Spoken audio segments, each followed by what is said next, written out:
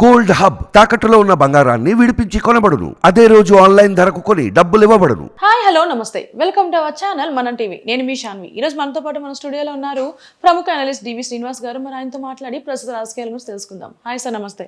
నమస్తే అన్న. సార్, ఇప్పుడు చూసుకుంటే కేసీఆర్ గారు మాట్లాడుతూ ఒక ప్రముఖ మీడియా ఛానల్కి ఇంటర్వ్యూ ఇస్తూ మన ఏపీ రాజకీయాల కోసం మాకు ప్రస్తావించడం జరిగింది. ఏంటి అంటే ఈసారి కూడా ఏపీ ఎలక్షన్స్లో జగన్మోహన్ రెడ్డి గారు అధికారంలోకి వస్తారు అని చెప్పేసి అంటున్నారు. దీనికోసం ఏం మాట్లాడతారు? జగన్మోహన్ రెడ్డి గారి పైన ప్రేమ లేకపోతే ఆంధ్రప్రదేశ్ పైన పగ. ఇప్పుడు కేసీఆర్ నిన్నటి వ్యాఖ్యలను మనం ఎలా చూడాలంటే, ఒకవైపు దానిపైన స్పందించనంటూనే తన దగ్గర సమాచారం ఉంది, మళ్ళా జగన్మోహన్ రెడ్డి అక్కడ గెలుస్తున్నాడు అంటే, అక్కడ జగన్ గెలిస్తేనే ఆంధ్రప్రదేశ్ నాశనం కాదనా? ఆంధ్రప్రదేశ్ నాశనం అయితేనే కేసీఆర్ కళ్ళు చల్లబడతాయా? ఇప్పుడు మనం అనుకున్న దీంట్లో గతంలో కేసీఆర్ వ్యాఖ్యలు మనం గుర్తుంచుకోవాలి. ఏమన్నారు కేసీఆర్ అనేక సభల్లో అసెంబ్లీ ఎన్నికలకు ముందు? ఒకప్పుడు ఆంధ్రప్రదేశ్లో ఎకరం అమ్మితే తెలంగాణలో 5 ఎకరాలు వచ్చేది.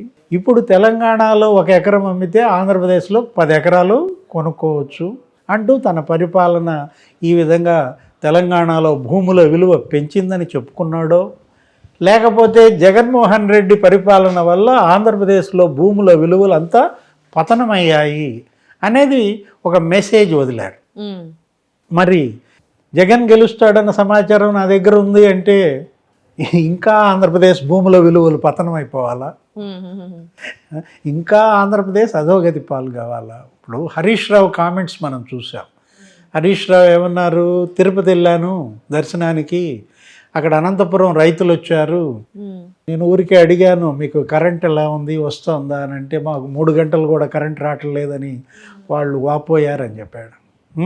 ఇప్పుడు 3 గంటలు మాత్రమే వచ్చే కరెంట్ ఇస్తున్నటువంటి జగన్మోహన్ రెడ్డి గెలిచే సమాచారం కేసీఆర్ దగ్గర ఉందా? హరీష్ రావు ఏమన్నాడు? ఆంధ్రప్రదేశ్లో టీచర్లను కూడా లోన్ వేస్తున్నారంట, జైల్లో వేస్తున్నారు టీచర్లను కూడా, మద్యం షాపుల దగ్గర వాళ్ళని కాపలా పెడుతున్నారని అవహేళన చేశాడు. అలాంటి పరిపాలనే మళ్ళా వచ్చే సమాచారం కేసీఆర్ దగ్గర ఉందనుకోవాలా? లేదు, వాళ్ళ అబ్బాయి ఎవరు కేటీఆర్ ఏమన్నాడు? ఒకసారి ఏపీ రోడ్ల మీద తిప్పి తీసుకొద్దాం తెలంగాణ వాళ్ళని, ఏపీ రోడ్ల మీద ఒకసారి తిప్పి తీసుకొస్తే చాలు మొత్తం టీఆర్ఎస్కి ఓట్లు గుద్దేస్తారు అని అక్కడ రోడ్లన్నీ గుంతలమయం అని చెప్పి కేటీఆర్ అవహేళన చేశాడు. గుంతలమయమైనటువంటి రోడ్లు మళ్ళా జగన్మోహన్ రెడ్డిని గెలిపించే సమాచారాన్ని ఇచ్చాయా కేసీఆర్కి? అంటే ఇక్కడ ఈ వ్యాఖ్యలలో మనకు కనపడుతుంది ఏంటంటే, కేసీఆర్ అక్కడ జగన్ గెలుపు కోరుకుంటున్నాడు.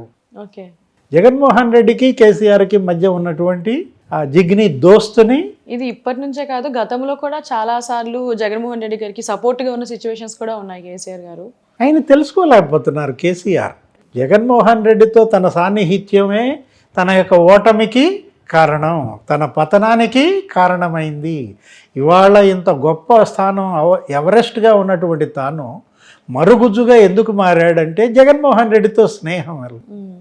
జగన్మోహన్ రెడ్డిని తీసుకొచ్చి కాళేశ్వరంలో టెంకాయ కొట్టిస్తేవి ఆ టెంకాయ మహత్యమో మరి జగన్మోహన్ రెడ్డి చెయ్యి మహత్యమో, మొత్తానికి అది కాస్త ఏమైంది, పిల్లర్లు కాస్త కుంగిపోయినాయి. మేడిగడ్డ 3 పిల్లర్లు కుంగటమేమో కానీ నీకు ఒక్కసారిగా బీఆర్ఎస్ మొత్తం 89 పిల్లర్లు కుంగిపోయాయి. అన్నారం బ్యారేజీ అక్కడ బొంగబడింది. ఇలా కేసీఆర్ ఇప్పుడు ఏంటి, ఇంకా ఇప్పటికీ కూడా జగన్ మీద ప్రేమ చంపుకోకపోతే, ఆంధ్రప్రదేశ్ మీద ద్వేషాన్ని తగ్గించుకోకపోతే అది అటు జగన్మోహన్ రెడ్డికి ఇబ్బందే కాదు, ఇటు బీఆర్ఎస్కి కూడా ఇబ్బంది అనమాట. అంటే ఏంటి, జగన్మోహన్ రెడ్డి కూడా తనలాగా ఓడిపోవాలనా? కేసీఆర్ వ్యాఖ్యలను మనం ఎలా చూడాలి? ఇప్పుడు మామూలుగా పడే 4 ఓట్లు కూడా లేకుండా చేయాలనా? ఇప్పుడు కేసీఆర్ ఈ కామెంట్స్ రాత్రి చేసి ఇవాళ ఆంధ్రప్రదేశ్ మొత్తం వింటుంది. విన్న వెంటనే ఏమనిపిస్తుంది, ఆహా ఈయన జగన్మోహన్ రెడ్డి గెలుపు కోరుకుంటున్నాడు కాబట్టి అక్కడ జగన్ ఓడిద్దామని డిసైడ్ అయిపోవాలి. ఏ ఉద్దేశంతో కేసీఆర్ ఈ వ్యాఖ్యలు చేసినా కూడా జగన్ నెత్తి మీద అది పాలు పొయ్యకపోగా వేడివేడి నీళ్లు పోసినట్టు. ఓకే, రేపొద్దున మళ్ళీ పార్లమెంట్ ఎన్నికల్లో కూడా బీఆర్ఎస్కి అది ఇక్కడ హాని. ఎందుకని, ఇప్పుడు ఆంధ్రప్రదేశ్ మూలాలు ఉన్నటువంటి వాళ్ళు ఇక్కడ ఓటర్లుగా మనకి తెలంగాణలో ఉన్నారు. వాళ్ళంతా అసలు ఈ గ్రేటర్ హైదరాబాద్ పరిసరాల్లోనే ఎక్కువ ఉంటారు. మొన్న జీహెచ్ఎంసీఏ వీళ్ళని నిలబెట్టింది. గ్రామీణ తెలంగాణలో ఘోర పరాజయం బీఆర్ఎస్. కాంగ్రెస్ని జైత్ర యాత్ర మనం చూసాం. జీహెచ్ఎంసీలోనే కొద్దిగా ఎక్కువ సీట్లు వచ్చాయి.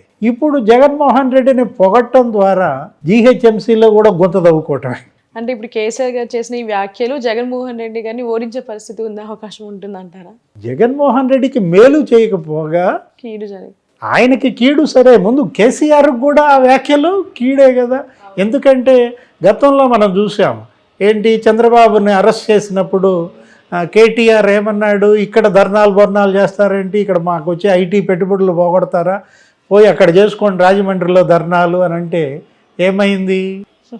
హైదరాబాద్లో మనం చూసాం మెట్రో విత్ సిబిఎన్ అనే ర్యాలీలు, వాటిపైన ఏ విధంగా తప్పుడు కేసులు పెట్టడం, ఇదంతా కూడా తెలంగాణ వ్యాప్తంగా ఉన్న ఆంధ్ర మూలాల ఓటర్లలో బీఆర్ఎస్ పట్ల మళ్ళా ఒక వ్యతిరేకతని, ఒక ఏహ్యతని పెంచాయి. వాటిని తగ్గించుకునే ప్రయత్నం చేసుకోకపోగా నేలకపోయింది నెత్తిని రాసుకోవటం అంటే ఇదే. ఇవాళ ఏంటి, కేసీఆర్ క్రెడిబిలిటీ క్రైసిస్లో పడ్డాడు. ఆయన తన కూతురు ఇప్పటికీ మరి 15 రోజులుగా ఆమె జైల్లో ఉంది. కవితను బయటికి తీసుకొచ్చే ప్రయత్నం మీద ఆయన దృష్టి పెట్టకుండా, ఏ తండ్రి అయినా అసలు వెళ్లకుండా ఉంటాడా? కూతురు జైల్లో ఉంటే పలకరించని తండ్రిని ఇప్పుడే మనమే చూస్తున్నాం. ఒక్కసారన్నా ఢిల్లీ వెళ్ళాడా? తల్లి వెళ్ళింది కానీ అన్న అక్కడే ఉండి చాలా తాపత్రయపడ్డాడు. కానీ కేటీఆర్ కూతురు తీహార్ జైల్లో ఉంటే కనీసం తండ్రి ఎందుకు వెళ్ళలేదు? ఇదేనా కూతురు పట్ల తండ్రికి ఉన్నటువంటి ప్రేమ, వాత్సల్యం? కవితను పలకరించడానికి కూడా వెళ్ళనటువంటి కేసీఆర్ని ఇవాళ ఎలా చూడాలా? కవిత జైలుకు కారణమైనటువంటి బీజేపీని కానీ నరేంద్ర మోడీ ప్రభుత్వాన్ని కానీ ఒక్క మాట అనకుండా ఆయన అటు రేవంత్ రెడ్డిని టార్గెట్ చేస్తే ఓకే, ఏది ప్రత్యర్థి కాబట్టి కాంగ్రెస్ను విమర్శించవచ్చు. ఆయనకి ఎందుకు ఇప్పుడు ఈ జగన్మోహన్ రెడ్డి గురించి ఎందుకు, ఆంధ్రప్రదేశ్ గురించి ఎందుకు? అడిగేవాడేటు అడిగాడు అనుకో, ఎవరు ఆ ఛానల్ ఆయన, ఈయన సమాధానం చెప్పేటప్పుడు కూడా నో కామెంట్ అంటే సరిపోతుంది. నేలకు పోయింది నెత్తిన రాసుకోవటం అంటే అదే అనమాట. అవును. సార్, మరి చూడాలి, ఎలక్షన్స్ కూడా దగ్గరలో ఉన్నాయి కాబట్టి నిజంగా కేసీఆర్ గారు చెప్పినట్టు జగన్మోహన్ రెడ్డి గారు గెలుస్తారా లేదంటే కూటమి గెలుస్తుందా అనేది చూడాలి. Thank you so much sir. నమస్తే.